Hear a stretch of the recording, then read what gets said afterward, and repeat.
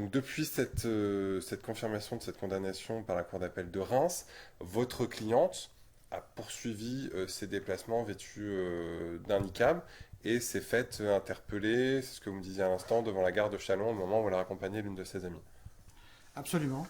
Elle descend de voiture quelques secondes pour pouvoir sortir les valises et dire au revoir à son ami. Et les policiers sont là, constatent qu'elle est en tenue religieuse à l'extérieur de son véhicule et que par conséquent, l'infraction est constituée. Donc ça, c'était quand? Ça, c'était en août dernier. En En août août dernier. dernier. Voilà. Donc, en D'accord. plus, elle portait des lunettes de soleil. Donc, on lui a reproché d'avoir dissimulé aussi son regard. Elle a contesté les faits et c'est la raison pour laquelle elle a voulu être jugée par le tribunal de police, puisqu'elle aurait pu bénéficier d'une amende simple, ce qu'on appelle une ordonnance pénale, mais elle a voulu aller jusqu'au bout en voulant être absolument relaxée. Donc elle était à nouveau jugée aujourd'hui pour la deuxième fois, donc si je comprends bien, par le tribunal de police de Châlons-en-Champagne.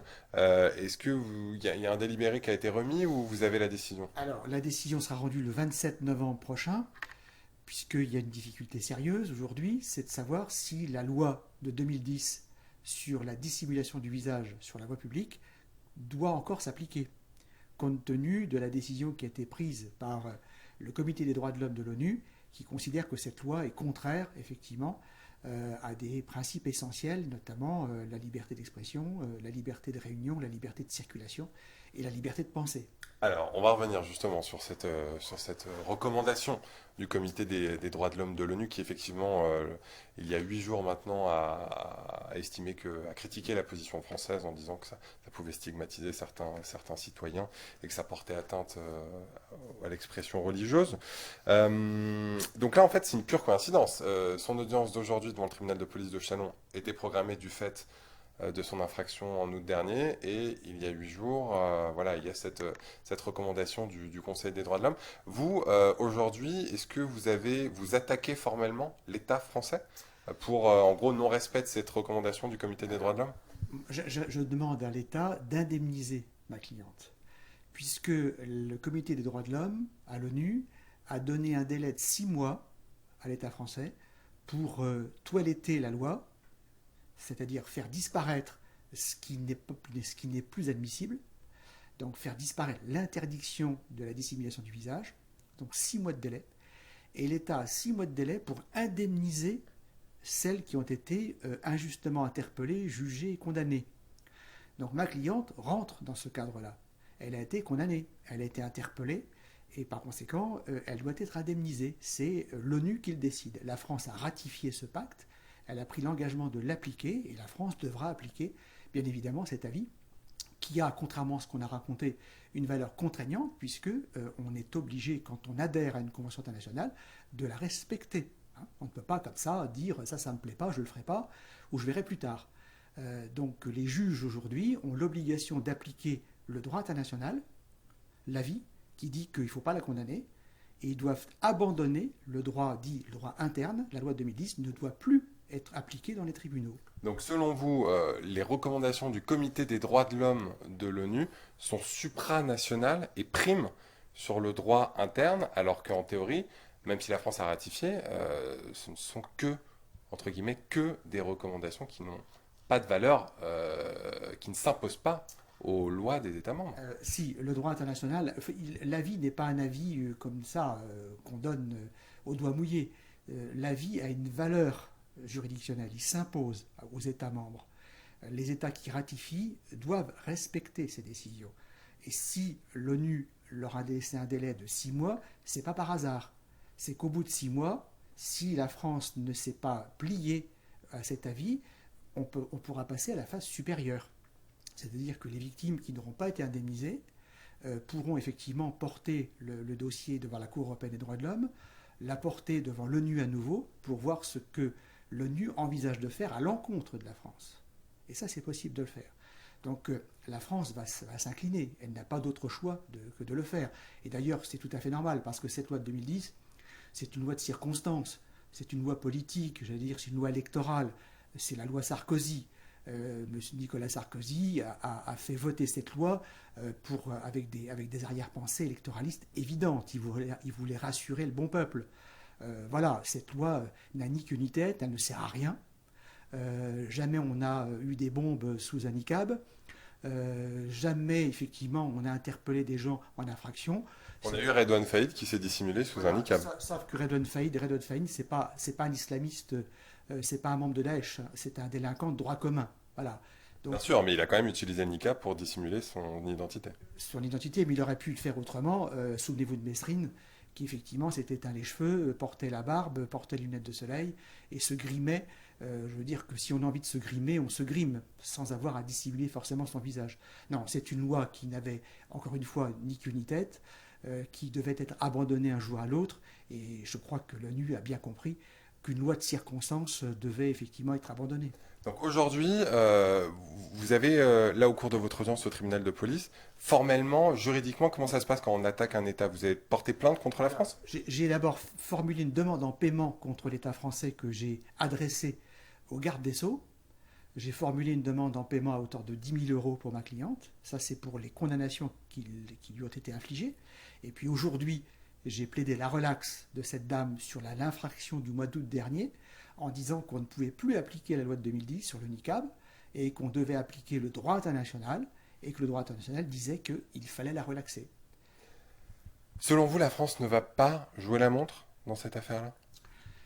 La France ne va pas jouer la montre parce que, vous savez, un délai de 6 mois, c'est quand même très rapide. Je crois qu'il suffira simplement, pour le garde des Sceaux, d'adresser une circulaire à tous les tribunaux en leur disant, écoutez, je vous recommande de ne plus appliquer la loi de 2010. D'écrire aux procureurs de la République partout en leur disant, n'interpellez plus les porteuses de niqab. Et puis cette loi tombera d'elle-même en désuétude, elle tombera comme un fruit mûr.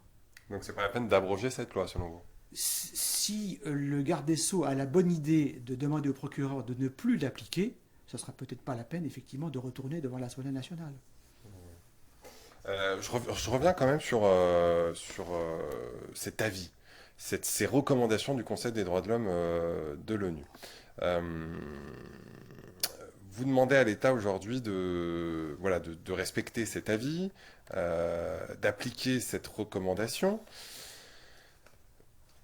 L'État va quand même, enfin la France, vous n'êtes pas naïf, c'est pas la première fois que vous plaidez. La France, vous parliez d'électoralisme tout à l'heure, cette loi, elle reste populaire aujourd'hui. Le niqab, à tort ou à raison, effraie, vous parliez du peuple à l'instant. Selon vous, la France ne va pas se réfugier derrière l'argument en disant, voilà, bah écoutez, aucune valeur contraignante. Donc, le Comité des droits de l'homme de l'ONU, c'est consultatif, mais ça ne nous concerne pas, nous sommes souverains. Écoutez, je vais vous répondre deux choses. Lorsque la peine de mort a été abolie, ça n'a pas fait plaisir à la France profonde. C'était une loi qui n'était pas électoraliste. Et pourtant, on l'a fait parce qu'il y a le courage d'un président de la République pour le faire. Et puis, je veux dire, cette loi, elle est peut-être populaire, mais elle va devenir rapidement impopulaire lorsque les condamnations de l'État à des dommages et intérêts vont pleuvoir. Parce que qui paie? C'est la collectivité, c'est vous, c'est moi, ce sont nos impôts qui vont servir à indemniser les personnes qui ont été injustement condamnées et qui vont devoir être indemnisées à coût de 10 000 euros. Je pense que là, effectivement, la France profonde va réfléchir. Oui, mais ça reste des cas marginaux. Il y a eu combien de condamnations depuis 2010 de gens, de dames qui ont porté le niqab? Ça reste à la marge, on ne parle pas de milliers de personnes là. Ça ne reste pas à la marge. Promenez-vous à Bobigny, promenez-vous à la Courneuve, promenez-vous à Évry. Vous allez voir que le niqab, c'est grosso modo 5 femmes sur 10. 5 femmes sur 10 dans la région parisienne. Et dans ces villes-là, on ne les poursuit pas. On ne les interpelle pas. On ne les condamne pas. Pourquoi? Parce qu'on veut éviter une guerre civile. Qui on poursuit? On poursuit des porteuses de niqab en province, dans des villes où effectivement on a une personne sur 10 000, une personne sur 20 000. Parce qu'on ne prend pas de risque au niveau de la paix sociale. Mais on ne va pas aller prendre le risque de les poursuivre en région parisienne. C'est là où, effectivement, c'est une loi que je considère comme une loi scélérate. Quelle va être l'issue de cette affaire, selon vous? Vous disiez que la France était obligée de respecter ces recommandations et qu'elle allait finir par plier, entre guillemets. Vous en êtes persuadé? Je suis persuadé que la France va le faire, puisque nombreux juristes vont effectivement monter au créneau pour réclamer effectivement l'abrogation de cette loi. Les recours vont être déposés. Nous allons saisir à nouveau la Cour européenne des droits de l'homme. Nous allons peut-être même saisir à nouveau le Conseil constitutionnel. Bon, on a une technique de harcèlement judiciaire qui est bien rodée et qui fait que l'État forcément va se plier parce que ça fait désordre vis-à-vis du monde entier de voir la France qui résiste bêtement à une loi, encore une fois, que nous sommes le seul pays à appliquer. Parce que la loi sur le niqab, elle s'applique nulle part ailleurs, quasiment pas. Ça, c'est encore une fois une espèce de caprice politique à l'époque de Nicolas Sarkozy. Dans quel état d'esprit est votre cliente, une mère de famille de 41 ans, d'origine algérienne, si je ne dis pas de bêtises? Euh, pour elle, porter le niqab dans des lieux publics, alors elle le fait chez elle dans un cadre privé, et ça, la loi, bien entendu, ne lui interdit pas de le faire, mais le faire dans des lieux publics, dans des supermarchés ou dans la rue, lorsqu'elle va déposer une amie à la gare, c'est une revendication religieuse ou politique, ou les deux? C'est essentiellement une revendication religieuse. Bon, il n'y a rien de politique chez cette dame, ça c'est très clair. Elle mène une vie extrêmement tranquille, on éduque les enfants, ils vont à l'école, ils jouent au football, ils ont la vie de tous les enfants, et c'est une vie de toutes les familles françaises. Simplement, la religion, ça fait partie de sa vie. C'est-à-dire, elle n'imagine pas être dans sa vie quotidienne sans qu'il y ait effectivement cette tenue religieuse qui fait partie d'elle-même. Voilà. Et si elle l'enlève, c'est comme si elle avait un membre en moins, c'est ce qu'elle m'a expliqué un jour. Donc moi je comprends cette dame, je respecte parfaitement effectivement sa position. C'est pas ma façon de voir les choses, c'est pas ma façon de vivre, mais c'est la sienne et encore une fois je la respecte et je me bats pour qu'effectivement on fasse en sorte qu'on la respecte elle. Voilà.